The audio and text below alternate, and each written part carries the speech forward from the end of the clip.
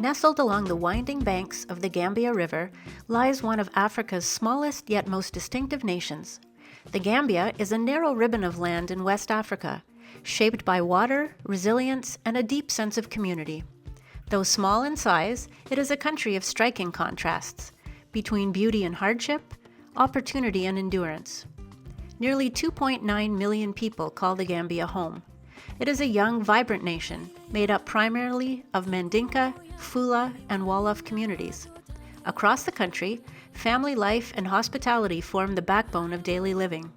Strangers are welcomed, conversations come easily, and it's not uncommon to hear the Gambia called the Smiling Coast of Africa, a name that reflects not only its Atlantic shoreline, but the warmth of its people.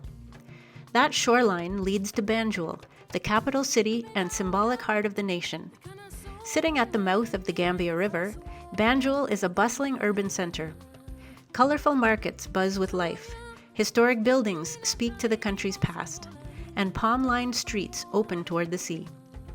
The city plays a central role in tourism, one of the Gambia's most important industries. Visitors arrive for the beaches, culture, and music, and tourism fuels jobs, small businesses, and vital foreign income. In Banjul and surrounding urban areas, access to healthcare, education, electricity, and employment is more reliable. While challenges remain, the city represents possibility, a place where infrastructure is stronger and opportunities are more visible. But as one moves away from the coast, the story begins to change. The Gambia River stretches inland like a lifeline, cutting through mangroves, wetlands, and fertile floodplains.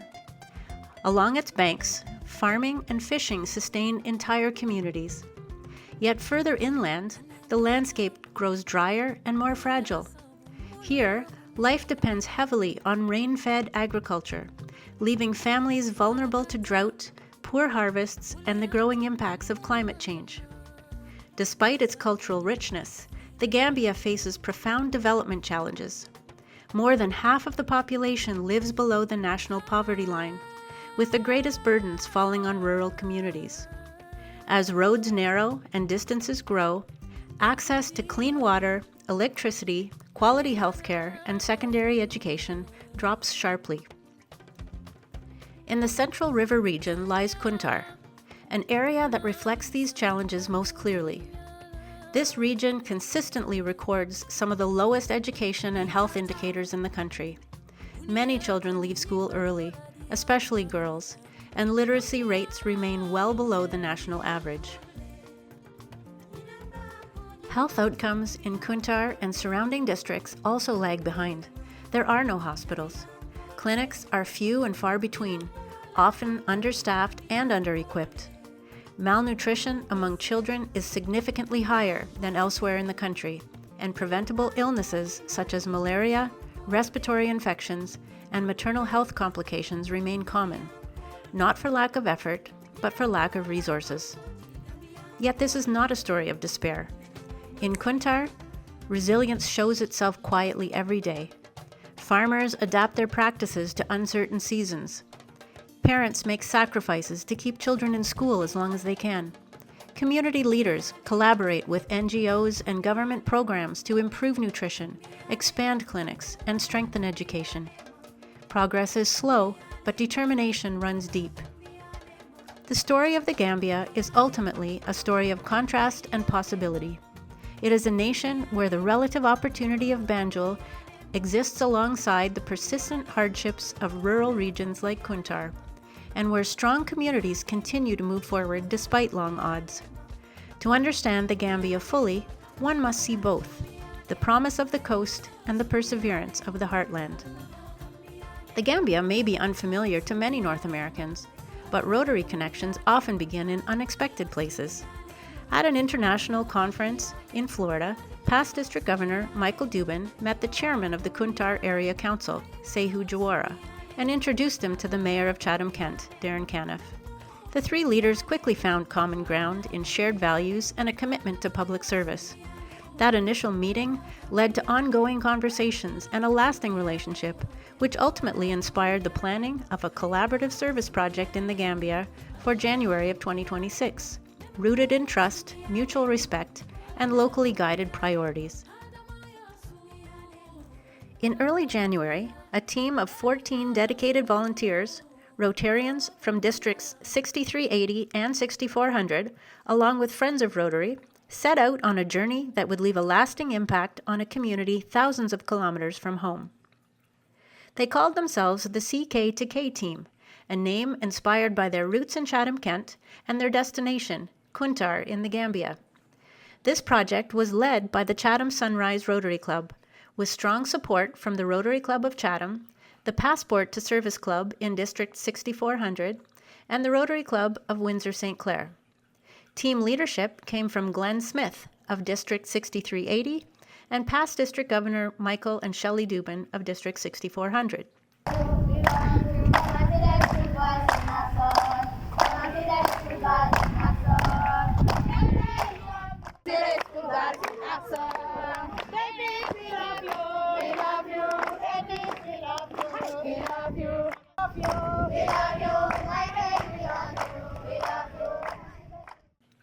For about a week, the CK2K team worked in the Kuntar region, completing key components of their project, strengthening relationships, and gathering critical information to guide future support. One of the project's major initiatives was the installation of a water borehole well, bringing clean, life-changing water to a community in need. While the team did not physically build the well, they worked closely with local partners to determine the most impactful location. After returning home, the team received updates and photos showing the completed well, along with messages describing the profound difference it is already making. The team also brought 30 water filters, distributing them to members of the Kuntar Area Council and to the local school to ensure clean water for all. This is the water filtration system we're supplying with the folks here at the school, and then we're going to give some to the municipality for them to distribute at will. It really works. This is, where's the before? Oh, the before is in this bucket. Yeah. That's the before. And the after is as clear as could be.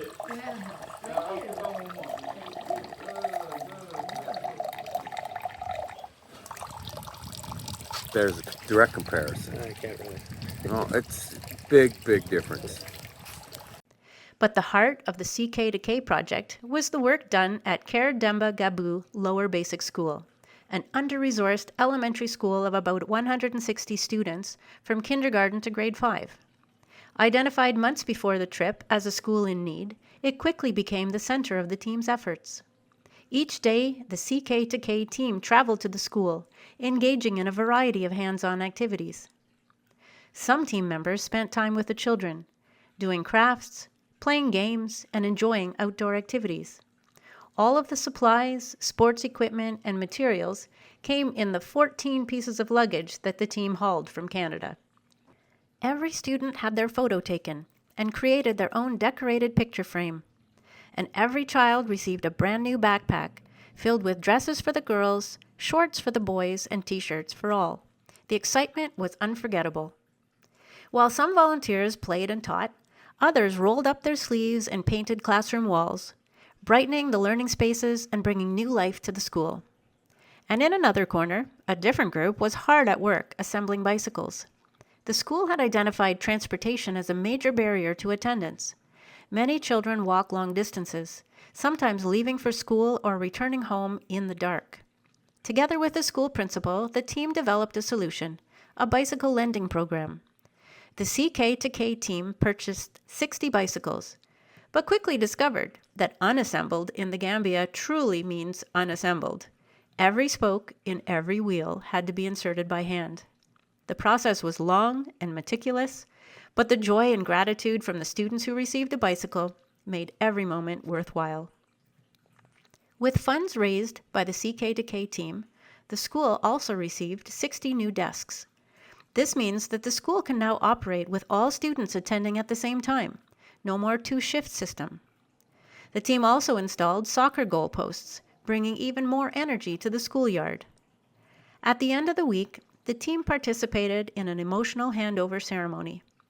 They presented the remaining items: soccer balls and jerseys, sports equipment, school supplies, craft kits, water filters, bicycles, and more. Throughout their stay, the CK2K team felt deeply welcomed by school staff, students, community members, and members of the Kuntar Regional Government. Their main contacts, Saihu Jawara, chairman of the Kuntar region, and Lamin Kujabi, director of planning, worked tirelessly to prepare for the team's arrival. They supported every element of the project, ensured the team's comfort and safety, and organized official ceremonies, special dinners, and unforgettable experiences, including a meeting with the Vice President of the Gambia. While the team was in the Gambia, Chairman Saihu and other local officials spoke passionately about the positive impact of the CK2K project, not only on the school, but across the broader Kuntar region. The education director highlighted the bicycle lending program as a particularly valuable and well-received initiative. Young ones. So with bicycles, children will be able to come to school on time. And then learning can take place on time. That will help us to save our instructional hours. Because education, we operate on instructional hours. Because we go by time, we have a prescribed lessons or syllabus that needs to be covered within a particular period. So if the child keep skipping school, that is going to affect the child, and in the long run may lead to dropout. As meaningful as this first project was, it also opened the door to even more significant opportunities. A major focus of the team was conducting a needs assessment, meeting with leaders in education, health services, and the National Fire Service. Several urgent needs quickly became clear. Many schools have no functioning water source. Teachers hesitate to work in rural schools due to lack of accommodations. Schools need desks, learning materials, technology, and sports equipment. Girls face barriers to attendance due to lack of sanitary pads. Medical facilities struggle without water, equipment, or reliable transportation. Community health clinics lack vehicles, making outreach impossible. And the Kuntar region has no fire truck to support emergency situations. Since returning home, the CK2K team has met to plan the next phase of support. Some of the most immediate, high-impact opportunities include the following: motorcycles for 7 community health clinics to allow for outreach at just $1,400 US each, additional water wells for schools and health facilities, pipes to connect existing community wells to buildings in need, and a refurbished fire truck which can be delivered to the Gambia for under $20,000 US. These investments, though modest in cost, would have an extraordinary impact on the health, safety, and daily lives of people in the Kuntar region. And the work will continue. Another team is already being planned, possibly as early as 2027, to return to the Gambia and build on the foundation that CK2K has created. This project has strengthened the bond between District 6380 and District 6400 and deepened Rotary's commitment to service above self, both at home and across the world. The CK2K project is just the beginning. Together, we can continue to change lives in the Gambia, one well, one bicycle, one classroom, one community at a time.